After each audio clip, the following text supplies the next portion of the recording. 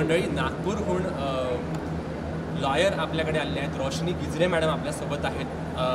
Criminal cases handle करण्यामध्ये यांनी महारत हासिल केली आहे. गेले अनेक वर्ष क्रिमिनल केसेस त्या हँडल करत आहेत. सो लॉयर ही एक अशी व्यक्ती असते की प्रत्येकच उद्योगाला त्याचा एक खूप मोठा हातभार लागत असतो. कारण लिगल अशा बऱ्याचशा प्रोसिजर असतात ज्या आपल्याला लॉयरकडूनच कळत असतात. सो उद्योगासाठी त्यांचा हातभार कसा लागू शकतो किंवा ते त्यांची इंडस्ट्री कशी चालवत आहेत त्यांच्याकडूनच जाणून घेऊया त्यांच्या या उद्योगाची कथा. मॅडम तर बेसिकली मी क्रिमिनल लॉयरसोबतच काही बचत गट पण चालवते. त्यातून मी बरेच महिलांना उद्योग दिलेले आहेत आणि क्रिमिनल सेक्टरमध्ये पण जे असे लोक आहेत की जे वकील हायर करू शकत नाहीत, मीन्स जे इकॉनॉमिकली वीक आहेत, त्यांना पण आपण लिगल एडतर्फे आपण सर्व्हिसेस प्रोव्हाइड करतो.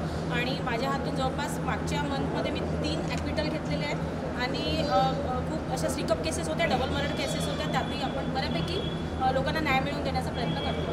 आणि as far as woman and concern ज्यांना नवऱ्यांनी टाकून दिलेलं आहे किंवा समाजात ज्यांना अगदी अशा रीतीने बघितलं जातं की अरे ही बाई तर नवऱ्यांनी टाकलेली आहे, तिला कुठेतरी पायावर उभं करण्यासाठी सुद्धा आपण मदत करतो.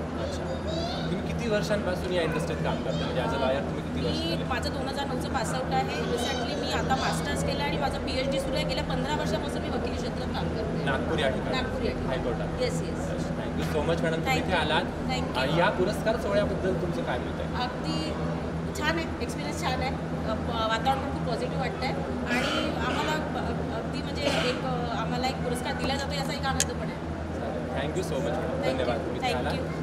थँक्यू.